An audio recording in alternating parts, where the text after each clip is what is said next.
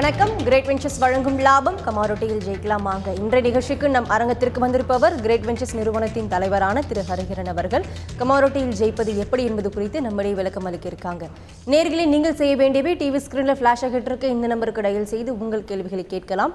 நீங்கள் தொடர்பு கொள்ள வேண்டிய தொலைபேசி எண்கள் 04430427777 and 04430632994. வாங்க நிகழ்ச்சிக்கு போகலாம்.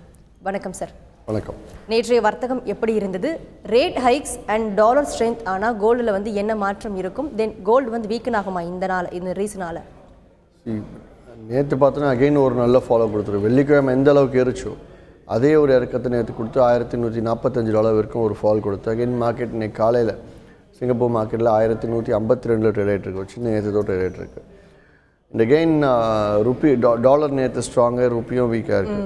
ஸோ எடுத்து பார்க்கும்போது நான் ஃபார்ம் பேரோல் டேட்டா வெள்ளிக்கிழமை அன்னைக்கு நல்லா இருந்தது. தொடர்ந்து திங்கட்கிழமை அன்னைக்கு மார்க்கெட் வந்து டாலர் ஸ்ட்ராங் ஆகிட்டு அண்ட் தென் கோல்டு இறங்கினதாக செய்தி வெளியாகுது. பட் டெக்னிக்கலி ஸ்பீக்கிங் அந்த $1179 நம்ம மேஜர் ஸ்டாப் லாஸை வச்சு ஷார்ட் வேணால் ஹோல்ட் பண்ணலான்னு நம்ம ஐ திங்க் தேர்ஸ்டே சென்ற வாரம் வியாழன் என்று சொல்லியிருந்தேன். அது தகுந்த மாதிரி தான் மார்க்கெட் ரன் ஆகிட்டு இருக்கு இப்போதைக்கு. ஸோ இது கண்டினியூ இன்ட்ரெஸ்ட் ரேட் நீங்கள் கேட்ட இன்ட்ரெஸ்ட் ரேட் கணக்கு எடுத்து பார்த்தோம்னா சரி அந்த கான்செப்டை ஃபஸ்ட்டு புரிஞ்சுக்கணும். அதாவது என்ன, இதுக்கு முன்னாடி வந்து நம்ம ஸ்டிம்லஸ் பேக்கேஜின்னு பேசிகிட்டு இருக்கோம். இப்போ அடுத்து எனக்கு தெரிஞ்சு ஒரு 3 மாதம் வந்து இன்ட்ரெஸ்ட் ரேட் ஹைக்கை பற்றியே பேசிகிட்டு இருப்போம். அது நடக்க போகிறது மார்ச்சில் நடக்குதா இல்லை ஜனவரி நடக்குதான்னு தெரியாது. திடீர் நடந்தாலும் நடக்கலாம். அதை எதிர்பார்த்தே ஒரு 3 மாதத்துக்கு மார்க்கெட் ரன் ஆகும். ஸோ அந்த வகையில் இன்ட்ரெஸ்ட் ரேட்னா வட்டி விகிதம், அதாவது கடன் கொடுக்கக்கூடிய வட்டியை வந்து அதிகரிக்கிறாங்களா வங்கிகள், அதிகரிக்கலாமா வேணாமா அப்படிங்கிறது ஃபெட் முடிவெடுக்க சொல்லுவாங்க. FOMC மீட்டில் முடிவாகும். ஸோ நம்மளே ஒரு சின்ன கணக்கு எடுத்து பார்க்கலாம். தங்கம் கையில் இருக்குது நம்மக்கிட்ட இருக்க தங்கத்தால் நமக்கு இன்ட்ரெஸ்ட் ரேட்டு வரப்போதா? இன்ட்ரெஸ்ட் வட்டி விகிதம் ஏறுச்சுன்னா நம்மக்கிட்ட இருக்க தங்கத்தை வச்சுக்கிட்டு நமக்கு வட்டி வரப்போதா? கிடையாது. அதே அந்த தங்கத்தை பணமாக மாற்றினா வட்டி வரும். ஸோ அந்த தங்கத்தை என்ன பண்ணுவாங்கன்னா விற்று பணமாக்குவாங்க, தட் இஸ் டாலர் ஆக்குவாங்க. அப்போ அதை விற்கும் போது என்னாகும், தங்கம் சப்ளை அதிகமாகும், மார்க்கெட்டில் தங்க ரேட் இறங்கும். வித் டாலர் மாற்றும் போது டாலரோட இன்வெஸ்ட்மெண்ட் அதிகரிக்கும். டாலரோட ப்ரைஸ் டிமாண்ட் அதிகரிக்கும். டாலர் நிறைய கரன்சி தேவைப்படும். ஸோ டாலரோட டிமாண்ட் ரைஸ் ஆகும்போது டாலரோட காஸ்ட்டும் ஏறும். ஸோ இன்ட்ரெஸ்ட் ரேட் டாலர் கோல்டுக்கு இருக்கிற ரிலேஷன்ஷிப் இதுதான், ஆஸ் சிம்பிள் அஸ் தட்.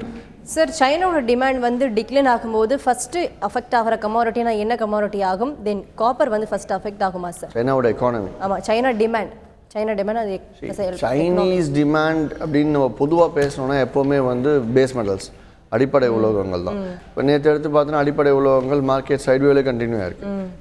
ஏன்னா சைனீஸ் டேட்டா சரியாக இல்லை, சிபி டேட்டாவும் சரியாக இல்லைங்கிறதுனால ஒரு சைட்வேலேயே மார்க்கெட் ரன் ஆயிருக்கு. பட் இங்கே வந்து இன்னும் கொஞ்சம் இறக்கத்தை கொடுத்துருக்கு, லைட்டாக ரொம்ப ரொம்ப சிறிதளவு இறங்கி முடிவடைஞ்சிருக்கு. So and then let us talk about oil. In case சைனாவில் வந்து கோல்டு டிமாண்டு, கோல்டு வந்து சைனீஸ் கவர்மெண்ட் ரிசர்வ்ஸ் வந்து கோல்டு இன்க்ரீஸ் பண்ணுறாங்க அப்படின்னு சொல்லிட்டு ஏதாவது டிமாண்ட் வந்தால் வேணுமானாலும் கோல்டு இருக்கலாமே தவிர மற்றபடி வந்து சைனீஸ் டிமாண்ட் அப்படின்னு பேசிக்காக பேசினாங்க அப்படின்னா கண்டிப்பாக பேஸ் மெட்டல்ஸ் பற்றி தான். சார், தொடர்ந்து பேசலாம். ஆந்திராலேருந்து ஒரு நேர் லைன்ல இருக்காங்க. வணக்கம் பெருமாள். வணக்கம் மேடம். சொல்லுங்க பெருமாள், கமாடிட்டி மார்க்கெட் குறித்து உங்க கேள்வி என்ன? ஓகே, சாரிட பேசலாம். பேசுங்க. ஹலோ, வணக்கம் சார். வணக்கம் சார். இப்போ ஒரு எக்ஸாம்பிள் எடுத்துங்க. இப்போ என்ஜி வந்து நேற்று க்ளோஸ் ஒரு 250 ரூபா நினைச்சிங்களா? ஹலோ, சொல்லுங்க. 250 ரூபான்னாக்கா இன்னைக்கு மார்க்கெட் வந்து ஒரு 255 ரூபாய்க்கு ஓப்பன் ஆயிட்டு அப்படியே வந்து 265 ரூபா வரைக்கும் போய் நிக்குது வித்தின் செகண்ட்ல 10 மணிக்கு. இதுக்குள்ள ட்ரேட் ஆகிற ரேட்டு வந்து நம்ம முன்னால போட்டோம்னா ட்ரேட் ஆக மாட்டேங்குது. இதுக்கு எந்த டைம்ல போட்டா ட்ரேட் ஆகும்? இல்ல அது ஏற்கனவே வாங்கி வச்சிருக்கும் தான் போட்டா ட்ரேட் ஆகுமா, இல்ல முன்னால பிஃபோரா ஃப்ரெஷ் ஆர்டர் போட்டா ட்ரேட் ஆகுமா? அதை பத்தி கொஞ்சம் டீடைல். நீங்க சொல்றேன்னா முதல் நொடியில கரெக்டா? ஆமா ஆமா, 10 ஒண்ணுக்கெல்லாம் வந்து ஒரு 5 ரூபா 10 ரூபா தாண்டி போய் நிக்குது. ஓப்பன் ஆகும் போதே மார்க்கெட்ல வந்து அந்த ஹை ஹிட் ஆகுது அப்படின்னும் போது நான் அதை எப்படி லாபம் எடுக்கிறதுன்னு கேட்க வரீங்க? ஆமா, அதாவது அந்த ஆர்டர் நாங்க போட்டா பிஃபோர் ஜிடிசி ஆர்டரா போட்டா ஒரு 0 போட்டா கூட லாஸ்ட் ரேட்ல போய் நிக்குது, ட்ரேட் ஆகுது. 265 ரூபாயில போய் ட்ரேட் ஆகுது. ஆனா பட் இதுக்குள்ள 10 ரூபா வந்து எங்களுக்கு மைனஸ் ஆகிறதுக்கு வாய்ப்பு நிறைய இருக்குது. அதாவது ஒரு உதாரணத்துக்கு 255 ரூபா விலை கேஸ் விலை நேற்று மார்க்கெட் ஒரு 11-11:30 மணிக்கு ட்ரேட் ஆகிட்டு இருக்கு. நீங்கள் வந்து 260 போகும் இல்லை 262 போகும் இன்றைக்கி காலையில் நீங்கள் ஒரு கணிக்கிறீங்க. ஃபார் எக்ஸாம்பிள் சார்ட்டை வச்சோ இல்லை எப்படியோ நீங்கள் கணிச்சு இருக்கீங்க. ஸோ அந்த வகையில் என்ன பண்ணுறது நீங்கள் கேட்டிங்க அப்படின்னா, தாராளமாக ஜிடிசி ஆர்டர் 262க்கு செல் ஆர்டர் நீங்கள் இன்றைக்கே போட்டுடலாம். தட் இஸ் முந்தின தினமே போட்டுடலாம். நைட் எத்தனை மணிக்கு நீங்கள் ஃபிக்ஸ் ஆகணும் அத்தனை மணிக்கு போட்டுட்டிங்கன்னா அடுத்த நாள் காலையில் அந்த ஜிடிசி ஆர்டர் 62 ரேட்டுக்கு 62ல் போட்டிருக்கீங்கன்னா 62 கிராஸ் ஆச்சு அப்படின்னா கண்டிப்பாக 62ல் ட்ரேட் ஆகணும். There is no other go. ஆனால் இன்கேஸ் மார்க்கெட்டோட டிபிஆர் சொல்லுவோம், டிபிஆர் அதாவது டெய்லி ப்ரைஸ் ரேஞ்ச் சொல்லுவோம். டெய்லி ப்ரைஸ் ரேஞ்ச் வந்து நீங்கள் 262 போட்டிருக்கீங்க இல்லையா, இன்கேஸ் வந்து நாளைக்கு காலையில் ஓப்பன் ஆகும்போது இன்று மார்க்கெட் க்ளோஸ் ரேட்டில் இருந்து 4% மேலே 4% கீழே வச்சுருப்பாங்க. தட் இஸ் 200 ஒரு உதாரணத்துக்கு 240ம் 260 வந்து டிபிஆர் ரேஞ்சாக நீங்கள் அடுத்த நாள் காலைல 10 மணிக்கு ஃபிக்ஸ் ஆகுது. அப்போ வந்து கண்டிப்பாக 260 மார்க்கெட் போய்ட்டு அங்கேயே நிற்கும். அப்போ உங்கள் ஜிடிசி ஆர்டர் கேன்சல் டெலிட் ஆகிடும், ஆட்டோமேட்டிக்காக கேன்சல் ஆகிடும். ஏன்னா அந்த ரேஞ்சுக்குள்ளே ஜிடிசி ஆர்டர் இல்லைங்கிறதுனால. ஸோ நீங்கள் நார்மல் ஆர்டர் போட்டிருந்தால் கண்டிப்பாக 262ல் உங்களுக்கு ஆர்டர் ட்ரிகர் ஆகணும். அதில் எந்த விதமான மாற்றம் இல்லை. அதே ஸ்டாப் லாஸ் போட்டிருந்தீங்க, ஃபார் எக்ஸாம்பிள் நீங்கள் செல் போயிருக்கீங்க இல்லை பை போயிருக்கீங்க இல்லை ஸ்டாப் லாஸ் செல் போடுறீங்க 262னா ஸ்டாப் லாஸ் செல் எடுக்காமல் போகிறதுக்கு 99% ஏன் அனுபவத்தில் வாய்ப்புகள் இருக்குது. அதனால் ரெகுலர் லாட் போட்டிங்க அப்படின்னா கண்டிப்பாக இந்த விலை கிராஸ் ஆகும்போது ட்ரேட் ஆகி தீரணும், ட்ரேட் ஆகாமல் இருக்கவே முடியாது. சார், நேச்சுரல் கேஸ் கேட்கும்போது இன்னொரு கோழி இருக்குது. Natural gas falls from 4th month highest cold outlook eases சொல்லியிருக்காங்க. Then cold season winter season வந்து ஸ்டார்ட் ஆகிறதுனால நேச்சுரல் கேஸில் வந்து என்ன எக்ஸ்பெக்ட் பண்ணலாம்? தென் நேச்சுரல் கேஸ் வச்சிருக்கவங்க வந்து பை ஆர் செல் ஹோல்ட் பண்ணி வைக்கிறது எந்த வின்டர் வந்து அந்தளவு ஸ்ட்ராங்காக இல்லை. வின்டருக்கான நியூஸ் எதுவுமே வரல வெஸ்டர்ன் கண்ட்ரீஸ்லேருந்து ஒரு யூரோப்பியன் கண்ட்ரீஸ்ல எங்கேயுமே இல்லை. அது ஒரு பக்கம் இருக்கும்போது மற்றொரு பக்கம் நேற்று இன்னும் வந்து கச்சா எண்ணெயோட சப்ளை அதிகரிக்கிறாங்க, காஸ்ட் கட் பண்ணலான்னு சொல்கிறாங்க. இந்த மாதிரிலாம் நடக்கும்போது என்ன ஆகும், உங்களுக்கு சப்ளை அதிகரிச்சுன்னா கண்டிப்பாக கேஸோட சப்ளை அதிகரிச்சுட்டே போகும். ஸோ கேஸ் நம்ம ஏறும்னு எதிர்பார்க்குற இடத்துல வின்டர் சீசனில் சப்ளை ரொம்ப ஓவராகிட்டு மார்க்கெட் இறங்குறதுக்கு கூட வாய்ப்புகள் இருக்குது. நம்ம அதனால் வின்டர் சீசன் வரட்டும்னு பொறுத்து இருந்து பார்க்குறது தான் நல்லது. எல்லாம் என்ன கெஸ் பண்ணுறாங்கன்னா மார்க்கெட் 350 போகும் 400 போகும், இப்போயே பை பண்ணி வச்சுக்கலாம், தாராளமாக பை பண்ணிக்கோங்க. பட் ஸ்டாப் லாஸ் வைக்கணும் நீங்கள் முடிவு பண்ணிங்கன்னா. ஏன்னா நீங்கள் வந்து எப்படியும் பொசிஷன் எடுத்து 50 பாயிண்ட் 60 பாயிண்ட் தான் எடுக்க போகிறாங்க, இல்லை ஒரு 20-30 பாயிண்ட்ஸ்க்கு எடுப்பாங்க. ஸ்டாப் லாஸ்ன்னு எடுத்தால் 223 தான் மேஜர் ஸ்டாப் லாஸாக இருக்கும். மிடில் லெவல் ஸ்டாப் லாஸ் 246 இருக்கும். 46 ஈஸியாக ஹிட் ஆகிடும் மார்க்கெட்டில். அதனால் இந்த வின்டரை பேஸ் பண்ணி குளிர்காலம் வரும் அமெரிக்காவில், அதை வச்சு நம்ம இங்கே வந்து முன்கூட்டியே பை பண்ண நினைக்கிறது சாமர்த்தியம் கிடையாது. இப்போதைக்கு மேலும் பேசும் சார். சேலத்திலிருந்து நெக்ஸ்ட் காலர் லைன்ல இருக்காங்க. வணக்கம் ஹேமந்த். வணக்கம் மேடம், ஹரிஹரன் சார் பேசுங்க ஹேமந்த். சார், சில்வரோட லெவல்ஸ் இன்னைக்கு எப்படிங்க சார் இருக்கும்? இன்னைக்கு வந்து பை பண்ணி செல் பண்ணலாமா இல்ல செல் பண்ணி பை பண்ணலாமா? அது வந்து எந்த லெவல் வரைக்கும் கொஞ்சம் இறங்கும் அப்படிலாம் ஏறும்? இன்னைக்கு சில்வரோட ட்ரெண்ட் எப்படின்னு கொஞ்சம் காட்டுறீங்க, லெவல்ஸ் அப்படியே காட்டுறீங்க சார். டிவியில பாத்துக்கிறேன். சில்வரை பொறுத்தவரை இன்னைக்கு 34,968, அதாவது 34,968க்கு மேலே இருந்துச்சுன்னா பை பண்ணுங்க. முதல் டார்கெட் 35,111, சரியாக 150 பாயிண்ட் டார்கெட் இருக்குது. ஆனால் 100 பாயிண்ட் லாபத்தில் வெளியேடுங்க, அதுக்கு மேலே எக்ஸ்டெண்ட் பண்ணாதீங்க. அதே மார்க்கெட் 34,641க்கு கீழே வந்துச்சுன்னா மட்டும் தான் செல்லிங்கே பண்ணணும். அதுக்கு முன்னாடி நீங்கள் செல் பண்ணாதீங்க. அது கீழே பிரேக் ஆச்சுன்னா செல் பண்ணுங்கள். முதல் டார்கெட் 34,458, கிட்டத்தட்ட 200 பாயிண்ட் டார்கெட் இருக்குது. ஸோ நம்ம ஒரு 120 பாயிண்ட்ஸ் ப்ராஃபிட்டில் வெளியாகிறது நல்லது. நன்றி sir. Aluminium and nickel trade வந்து நெகட்டிவ் ட்ரேடில் இருக்கா சார்? அலுமினியம் நிக்கல் இப்போ நேற்று எடுத்து பார்த்தா நிக்கல் கொஞ்சம் இறங்கி முடிவடை, ஜஸ்ட் ஒரு 4 rupees இறங்கி முடிவடைஞ்சிருக்கு. அலுமினியம் ₹1 இறங்கி முடிவடைஞ்சிருக்கு. அதனால் நம்ம டவுன் ட்ரெண்ட் நம்ம சொல்ல முடியாது.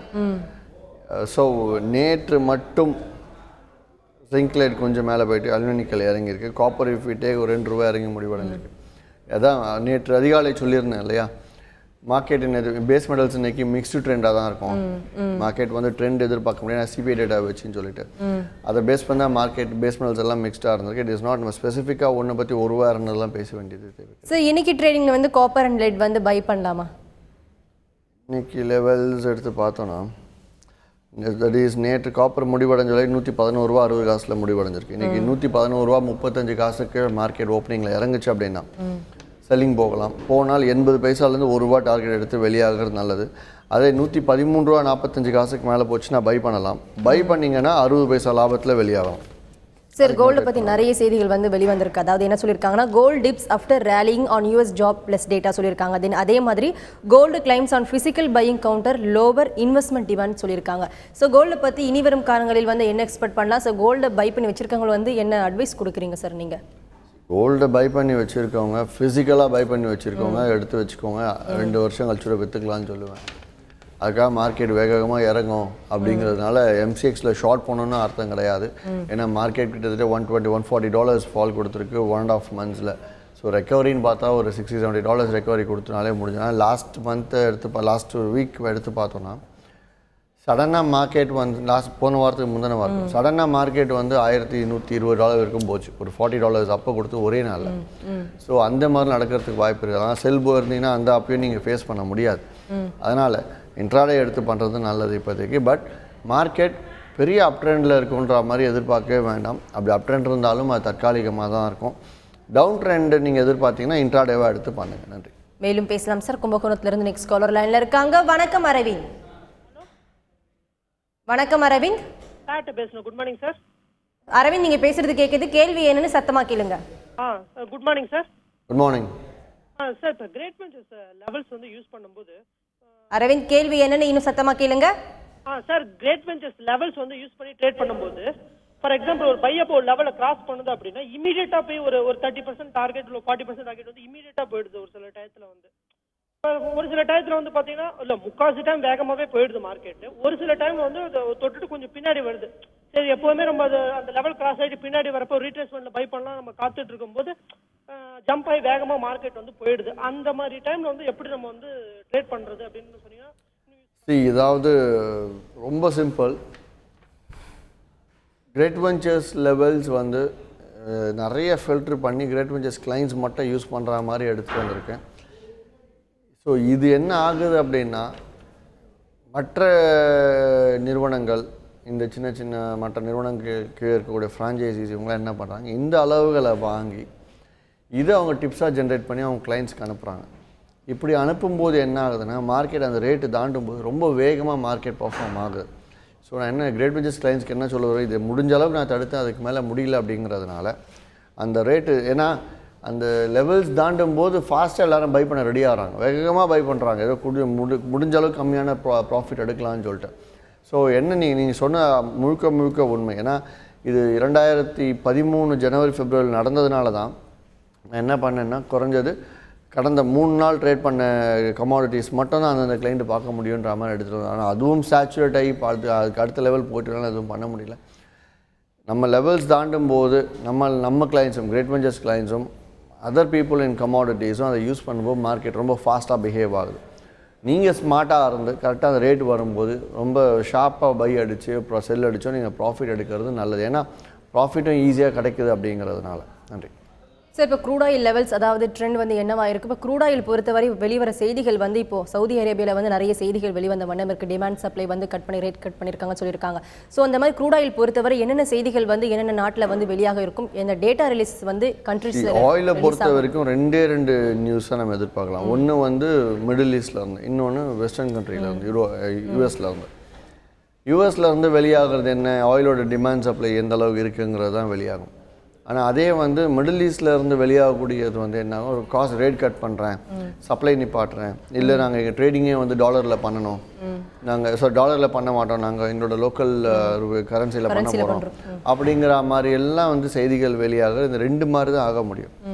மற்றபடி இது வரைக்கும் நம்ம க்ரூட் ஆயில் பார்த்த நியூஸ் வந்து யூரோப்பில் இப்படி இருக்குது, இல்லைனா வந்து சைனாவில் எப்படி டிமாண்ட் இருக்குது, ஏஷியாவில் டிமாண்ட் இருக்குன்னு க்ரூட் ஆயில் ஏறி இறந்ததாக செய்தி கிடையாது. அப்படி எதாவது இருந்துச்சுனாலும் அது வந்து ஃபுல் போகஸ் நியூஸ்னே சொல்லலாம். அது அதனால் ஆகவே ஆகாதுன்னு வச்சுக்கலாம். ஸோ முழுக்க நம்ம வென்ஸ்டே ஆச்சுன்னா நைமெக்ஸோட இன்வென்ட்ரி டேட்டா, அது மட்டும் இல்லாமல் யூஎஸோட எக்கானமியை பேஸ் பண்ணி அப்படியே க்ளோஸாக போயிட்டுருக்கோம் ஆயிலோட காஸ்ட் எப்போவுமே. மேலும் பேசலாம் சார். மதுரையிலேருந்து ஒரு நேர் லைனில் இருக்காங்க. வணக்கம் அலெக்ஸ். ரமேஷ் சொல்லுங்க அலெக்ஸ், உங்க கேள்வி என்னன்னு கேளுங்க. சார் வணக்கம் சார். இப்போ கோல்டு டாலர் வந்து எதுக்கு மேலே போனால் பையிங் சார், எதுக்கு கீழே வந்தால் சரிங்க சார்? எதுங்க? கோல்டு டாலர் ஓடிக்கிட்டு இருக்குங்களா? கோல்டு கரன்சியில் டாலரில் சொல்கிறீங்க இல்லையா? ஆமாம். $1129 மேலே மார்க்கெட் முடிவடைஞ்சதுன்னா பை ட்ரெண்டு, டவுன் ட்ரெண்ட் $1121 முடிவடைஞ்சதுன்னா டவுன் ட்ரெண்ட் மார்க்கெட். நன்றி. மேலும் பேசும் சார் கீழப்பாவூர்லேருந்து அடுத்த நேயர் லைன்ல இருக்காங்க. வணக்கம் அருள் செல்வம். வணக்கம் மேடம். சொல்லுங்க அருள் செல்வம், கமாடிட்டி மார்க்கெட் குறித்து உங்க டவுட் என்ன கேளுங்க. சார் வணக்கம் சார். இன்னைக்கு யூஎஸ் மார்க்கெட் விடுமுறைங்கனால இந்திய கமாடிட்டி மார்க்கெட்ல பெருசான ஏற்ற இறக்கங்கள் இருக்காதுன்னு சொல்றாங்க. ஸோ இன்னைக்கு டெக்னிக்கல் பேஸ் பண்ணி தினசரி வர்த்தகம் செய்யலாமா வேண்டாமா சார்? நன்றி சார். எப்போவுமே சொல்கிறேன், யூஎஸ் மார்க்கெட் லீவ் இருந்தது, மார்க்கெட் ஒர்க் ஆகலை அப்படின்னா கண்டிப்பாக வந்து மார்க்கெட் மூவ்மெண்ட் இருக்காது. அது மாதிரி இன்றைக்கி யூஎஸ் மார்க்கெட் இல்லை அப்படிங்கிறது எனக்கு தெரியல. ஏன்னா அக்கார்டிங் டு என்ன இப்போ பார்க்குற நியூஸ் படி எடுத்து பார்த்தோன்னா US market 9 hours 3 minutes open ஆகிறது தான் செய்தி வெளியிட்டிருக்கு. அதில் check it out also. But நார்மலாக எடுத்து பார்த்தோன்னா யூஎஸ் மார்க்கெட் இல்லாதப்போ கண்டிப்பாக வந்து பெரிய அளவு மூவ்மெண்ட்ஸ் இருக்காது. ருப்பியால் மூவ்மெண்ட்ஸ் வேணால் இருக்கலாமே தவிர, இல்லை சைனீஸோட ஷாங்காய் இன்வென்ட்ரி வெளியாகும் போது வேணால் லைட் டிஸ்டர்பன்ஸ் இருக்கலாமே தவிர, மற்றபடி அது இல்லைனாலே இட்ஸ் டெட் டேனே சொல்லலாம் நம்ம. நன்றி சார். தொடர்ந்து பேசுவோம். நெக்ஸ்ட் காலர் லைன்ல இருக்காங்க. வணக்கம் Sharmila. Good morning ma'am. Sir சொல்லுங்க Sharmila. Good morning sir. Good morning. 279ல பை பண்ணிருக்கேன் நேச்சுரல் கேஸ். அது எப்படி மேலே ஏறுமா இல்லை டவுன்? எந்த விலையில் பை பண்ணியிருக்கீங்க? 279ல. 279. ஓகே. சரி, நேற்று மார்க்கெட் 269.40 முடிவடைஞ்சிருக்கு. இன்றைக்கி 274.35க்கு மேலே மார்க்கெட் வந்து ட்ரேட் ஆகிட்டு இருக்குது அப்படின்னா அந்த பையை வேணால் ஹோல்ட் பண்ணிக்கோங்க. பையை ஹோல்ட் பண்ணி ஃபஸ்ட் ஆக 276.50 நீங்கள் வெளியாகலாம். அதே வந்து 268 ரூபாய்க்கு மார்க்கெட் இன்னைக்கு இறங்குச்சு அப்படின்னா நீங்கள் ஸ்டாப் லாஸ் போட்டு வெளியேட்டு இன்ட்ராடேயில் ஃப்ரெஷ்ஷாக செல்லிங் அடிச்சு 2 லாட்டாக கூட செல் அடித்து நீங்கள் 265 நீங்கள் வெளியாகலாம். நன்றி. மேலும் பேசுவோம் சார். தொடர்ந்து அடுத்த நேயர் லைன்ல இருக்காங்க. வணக்கம் விகாஸ். ஓகே. Hello madam. சொல்லுங்க விகாஸ், உங்க கேள்வி என்னன்னு கேளுங்க. மேடம் நேற்று சொல்லுங்க விகாஸ், பேசுறது கேக்குது. மேடம் நான் வந்து ஹலோ சொல்லுங்க. 279 வந்து கேஸ் பை பண்ணிருக்கேன் மேடம். ஹலோ சொல்லுங்க. 279 பை பண்ணிருக்காரு கேஸ். ஆமாம் மேடம். தொடர்ந்து பேசலாம். மேம் 279 கேஸ் பை பண்ணியிருக்கேன். அப்படி கீழே வரப்போ நான் வந்து இதே மந்த்லி இதே 272.40 இருக்கப்போ சீக்கிரம் ஒரு ஷார்ட் வச்சிருக்கேன். நெக்ஸ்ட் கான்ட்ராக்ட்ல அப்படி பார்த்தா 280ல நெக்ஸ்ட் கான்ட்ராக்ட்ல 280ல ஷார்ட் வச்சிருக்கேன். நெக்ஸ்ட் கான்ட்ராக்ட்லையா? ஆமாம் சார். எந்த ரேட்டில் ஷார்ட் அடிச்சிங்க அடுத்த கான்ட்ராக்டா? 280. ஃபைன். சி, இன்றைக்கி கரண்ட் கான்ட்ராக்ட் 268 கீழே வந்துச்சு அப்படின்னா நீங்கள் நெக்ஸ்ட் கான்ட்ராக்டில் இருக்கக்கூடிய ஷார்ட்டை ஓப்பனில் வச்சுக்கிட்டு கரண்ட்டில் இருக்கக்கூடிய பையை நீங்கள் கட் பண்ணிக்கோங்க. கட் பண்ணிட்டு நெக்ஸ்ட் கான்ட்ராக்டில் இருக்கக்கூடிய செல்லு 3 ரூபாய் இறந்து நீங்கள் புக் பண்ணிட்டு வெளியாகிறது நல்லது. இல்லை 274.35 காசுக்கு மேலே மார்க்கெட் ஏறிச்சு கரண்ட் கான்ட்ராக்ட் அப்படின்னா நெக்ஸ்ட் கான்ட்ராக்டை நீங்கள் கட் பண்ணிட்டு கரண்ட் கான்ட்ராக்ட் பையை பை ஓப்பனில் வச்சுக்கிட்டு 266.50 ரூபா கிட்டத்தட்ட 2 ரூபா லாபத்தில் நீங்கள் வெளியாகிறது நல்லது. தொடர்ந்து பேசும் சார். அடுத்த நேயர் லைன்ல இருக்காங்க. வணக்கம் ஹரி. வணக்கம் மேடம். சொல்லுங்க ஹரி, கேள்வி என்ன கேளுங்க. என்னன்னா இன்னைக்கு என்ஜி லெவல்ஸ் சொல்லுங்க சார். 1 2 வந்து போன வாரம் என்ஜி வந்து பாத்தீங்கன்னா 274ல இருந்து 279 போகும்போது ஃபுல்லாவே ஒரு ஸ்டாக் ஆஃப் பையர்ஸ் தான் இருந்தாங்க, அதாவது செல்லர்ஸே இல்ல. ஸோ அந்த 272ல பாத்தீங்கன்னா ஃபுல்லாவே பையர்ஸ் இருக்கும்போது அந்த லெவல்ல இருக்கும்போது நம்ம வாங்கலாமா இல்லையான்றது தெரியும்னா ஒரு பக்கம் பாத்தீங்கன்னா ஜீரோவாவே இருக்கு செல்லர்ஸ். ஸோ அதை மட்டும் சொல்லுங்க சார், நான் டிவியில் பார்த்துருக்கேன். என்ஜியோட லெவல்ஸ் தொடர்ந்து கேஸ் காலர்ஸ் தான் அதிகமாக, நேச்சுரல் கேஸ் காலர்ஸ் தான் அதிகமாக இருக்காங்க. சரி, அகைன் நான் ஆல்ரெடி சொன்னது தான் 274.35க்கு மேலே இன்ட்ராடேயில் பையிங் போங்க. கேரி ஃபார்வர்ட் பண்ணாதீங்க. இப்போதைக்கு இன்ட்ராடேயில் இருக்கிறதுனால ஏன்னா பொசிஷன் எடுக்க வேண்டாம். ஏன்னா வின்டர் சீசன் ஸ்டார்ட் ஆகுது. திடீர்னு ஏதோ நியூஸ் வந்து மார்க்கெட் அப் ஆகலாம், இல்லை நியூஸ் கேன்சல் ஆகி மார்க்கெட் டவுன் ஆகலாம். அதனால் சொல்கிறேன், அப்படி 274.35க்கு மேலே மார்க்கெட் ஏறிச்சுன்னா அந்த பையை ஹோல்ட் பண்ண ஃப்ரெஷ்ஷாக பை எடுத்துகிட்டு ஒரு 2 ரூபா லாபத்தில் வெளியாகுங்க. அதே 268 கீழே இருந்துச்சு அப்படின்னா நீங்கள் செல் போகலாம். இன்ட்ராடேக்கு ஒரு 3 ரூபா லாபத்தை எடுத்துகிட்டு வெளியாகலாம். நன்றி. மேலும் பேசும் சார். நெக்ஸ்ட் காலர் லைனில் இருக்காங்க. வணக்கம் யுவராஜ். Hello madam. சொல்லுங்க யுவராஜ். மேடம் டாட்டா பேசுகிறேன் சார். சில்வர் பற்றி பேசணும். டாட்டா சில்வர் பற்றி பேசணும் மேடம். வணக்கம், சொல்லுங்கள் சார். பிசிக்கலில் சில்வர் வாங்கி வச்சுக்கோங்க சார். இப்போ எந்த ரேட்டில் இது மறுபடியும் விற்றுட்டு மறுபடியும் வாங்கலாமா சார், இல்லை வெயிட் பண்ணலாமா சார்? அப்புறமேட்டு எந்த லெவல் வரைக்கும் சில்வர் குறையும்னு சொல்கிறாங்க சார். எவ்வளோக்கு வாங்கணும் நீங்கள் ஃபிசிக்கல் சில்வர்? 47,000 வாங்கணும் சார். இல்லை ஓ, ஆல்ரெடி வாங்கி வச்சிட்டிங்களா? ஆமாங்க சார், அது வாங்கி ஒரு 6 மாதம் பக்கம் ஆகுது. ஒன்றுமா, நான் அப்படியே வச்சுக்கோங்க. அதை அடுத்த 2 வருஷம் கழிச்சு விற்றுக்கலாம். சார் கிரேட் வெஞ்சர்ஸ் சார்பாக இதுவரைக்கும் எத்தனை ஃப்ரான்ச்சைசிஸ் இருக்குது, தென் வரக்கூடிய ட்ரேடர்ஸ் வந்து நீங்கள் இன்ட்ராடே பண்ண சொல்கிறீங்க, தென் இன்ட்ராடே ட்ரேடர்ஸ் பண்ணும்போது என்னென்ன மிஸ்டேக்ஸ் வந்து அவங்க இன்ட்ராடே ட்ரேடிங்லேயே பண்ணுறாங்க சார், அதை பற்றி சொல்லுங்கள். ஃப்ரான்ச்சைஸி ஆசைச்சு எடுத்தோன்னா கிட்டத்தட்ட மொத்தம் பிரான்ச்சஸோட சேர்த்து 72 இருக்குது. இப்போ அந்த 72ல் வந்து ஓன் பிரான்ச்சஸ் எடுத்தோன்னா 11 இருக்கும், திஸ் ரீஜனல் ஆஃபீஸ். அதுக்கு அடுத்து செட்டப் எல்லாமே ஒரே மாதிரி தான் இருக்கும், பிரான்ச்சஸ் செட்டப் எல்லாமே. Franchisee may get differ. So கிளைண்ட்ஸ்க்கு புதுசாக வரவங்களுக்கு என்ன சொல்லித்தரேன்னா, மார்க்கெட்டே தெரியாமல் வரவங்க தாராளமாக கிரேட் வெஞ்சர்ஸை ப்ராப்பராக யூஸ் பண்ணிப்பாங்க. ஏன்னா அவங்க வந்து புதுசாக வரதுனால நம்ம சொல்கிறது தான் அவங்க புதுசாக கற்றுக்கவே போகிறாங்கனால அவங்களுக்கு வேறு எதுவும் தெரியாது. ஸோ அப்படி பார்க்கும்போது அவங்க கிளியராக இன்ட்ராடே பண்ணுங்கன்னா பண்ணுவாங்க, கேரி ஃபார்வர்ட் பண்ணாதீங்கன்னா பண்ண மாட்டாங்க, ஸ்டாப் லாஸ் சர்ச் பண்ணுங்கன்னா பண்ணுவாங்க, நீட்டாக பண்ணுவாங்க. வேறஸ் ஆல்ரெடி ப்ராஃபிட் லாஸ் பண்ணிட்டு இங்கே வராங்க இல்லையா, அவங்க விட்டதை பிடிக்கணும் அப்படின்னு வரும்போது தான் தவறு நடக்கும். அதனால் விட்டதை பிடிக்கணும் அப்படிங்கிற மாதிரி வராமல் புதுசாக திருப்பி நம்ம ட்ரேட் பண்ண போகிறோம் அப்படிங்கிற மாதிரி வந்து கிரேட் வெஞ்சர்ஸில் பண்ணிங்கன்னா கொஞ்சம் கொஞ்சமாக நீங்கள் சம்பாதிக்க ஆரம்பிச்சிங்கன்னா விட்டதை நீங்கள் ஒரு காலத்தில் பிடிச்சிருப்பீங்க. இது ரெண்டாவது. அதனை அடுத்து பட் மார்க்கெட்டில் வந்து ட்ரேடிங் பண்ணி ப்ராஃபிட் பண்ணுறேன் அப்படிங்கிறவங்க தாராளமாக சார்ட்டை யூஸ் பண்ணிவிட்டு சார்ட்டோட இன்னும் பெட்டராக அவங்க எதாவது யூஸ் ஆகுதா, மெக்கானிக் ட்ரேடிங் சிஸ்டம்ஸ்லாம் யூஸ் ஆகுதாங்கிறத பார்த்து அதுக்கு தகுந்த மாதிரி அவங்க ப்ராப்பராக வரலாம். ஸோ இந்த ஃபஸ்ட்டு லெவல் செகண்ட் லெவல் இவங்க வந்து கம்ஃபர்டபுளாக மந்த் ஆன் மந்த் ஒரு 8 to 10% கிரேட் வெஞ்சர்ஸில் ஈஸியாக எடுக்கலாம். தொடர்ந்து பேசலாம் சார். கோவையிலிருந்து நெக்ஸ்ட் காலர் லைனில் இருக்காங்க. வணக்கம் சம்பத்குமார். மேடம் சொல்லுங்கள் சம்பத்குமார், கமாடிட்டி மார்க்கெட் குறித்து உங்கள் கேள்வி கேளுங்க. இப்போ கமாடிட்டியில் பண்ணலாமா இல்லை இது ஈக்விட்டியில் பண்ணலாமா? என்ன சம்பத், கமாடிட்டி பண்ணலாமா ஈக்விட்டி பண்ணலாமான்னு கேட்குறீங்க. ஃபைன். என்ன கேட்டிங்கன்னா கமாடிட்டிஸ் ஆரம்பத்தில் ஈஸியாக தாராளமாக பண்ணலாம். ஏன்னா ஈக்விட்டிஸில் நிறைய நார்ம்ஸ் இருக்கும் உங்களுக்கு. அந்த பிரச்சனைலாம் கமாடிட்டிஸில் கிடையாது, ஈஸியாக கற்றுப்பீங்க. இங்கே ஃபியூச்சர்ஸ் மட்டும்தான். அங்கே போனால் ஃபியூச்சர்ஸ் இந்த ஆப்ஷன்ஸ் இருக்குது. அதில் வந்து ஆப்ஷன்ஸ் உள்ள போனீங்கன்னா நிறைய கன்ஃபியூஷன்ஸ்லாம் வரும். அதுக்கடுத்து எடுத்திங்கன்னா ஈக்விட்டி மார்க்கெட்டில் ஒரு 3000 கம்பெனி இருக்கும். எதை ஃபோக்கஸ் பண்ணுறதுனே தெரியாது. பட் வேறஸ் கமாடிட்டி மார்க்கெட்டில் மொத்தம் 9 கமாடிட்டி மட்டும் ஃபோக்கஸ் பண்ண போகிறோம். ஒரு ஸ்டாக்கோட ப்ரைஸ், ஒரு கம்பெனியோட ஸ்டாக் ப்ரைஸ் வந்து 0 வரைக்கும் போகலாம். ஏன்னா ஒரு சேயிங்கே இருக்குது, 2000 companies which were listed in 2001 in IPO is no more அப்படின்வாங்க. அதாவது 2001 இயங்கிட்டு இருந்த 2000 நிறுவனங்கள் இன்றைக்கி கிடையாது.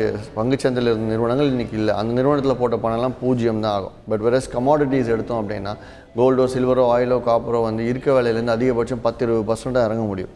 ஸோ நம்ம ரிஸ்க்கே அந்த 10-20% தான் அப்படின்னும்போது பணம் சேஃபாக இருக்கும். அதுக்கடுத்து ஸ்டாக் மார்க்கெட்டில் நிறுவனத்தோட முதலாளிகள் செயற்கையாக வந்து விலை மாற்றம் செய்யலாம். அதே கமாடிட்டிஸில் செயற்கையாக விலை மாற்றங்கள் நடக்கிறதுக்கு வாய்ப்புகள் கிடையாது. ஏன்னா யாருமே முதலாளிகள் கிடையாது அப்படிங்கிறதுனால நான் சொல்கிறது bullion, that is gold, silver, crude oil, natural gas and then அடிப்படை உலோகங்கள் மட்டும். அக்ரி கமாடிட்டிஸ் எடுத்திங்கன்னா தாராளமாக இருக்காங்க. ஏன்னா அது ரீஜனல் பேஸ்னால் அந்த ரீஜனில் இருக்கக்கூடிய அந்த association people can manipulate the price. நன்றி சார். இவ்வளோ நேரமாக கமாடிட்டி வாணிபம் குறித்து பலவிதமான ஏற்றம் இறக்கம் குறித்து நிறைய விஷயங்கள் பகிர்ந்துக்கிட்டீங்க. குறிப்பாக commodity trading west equity market குறித்து நிறைய விஷயங்கள் சொன்னீங்க சார். நன்றி. கிரேட் வெஞ்சர்ஸ் வழங்கும் லாபம் கமாடிட்டியில் ஜெயிக்கலாமாக நிகழ்ச்சிக்கு இன்று நம் அரங்கத்திற்கு வந்திருப்பவர் கிரேட் வெஞ்சர்ஸ் நிறுவனத்தின் தலைவரான திரு ஹரிஹரன் அவர்கள். கமாடிட்டியில் ஜெயிப்பது எப்படி என்பது குறித்து அவர்கள் சொன்ன பலவிதமான தகவல்கள் உங்களுக்கு ரொம்பவே யூஸ்ஃபுல்லாக இருந்திருக்கும். மீண்டும் சந்திப்போம். வணக்கம்.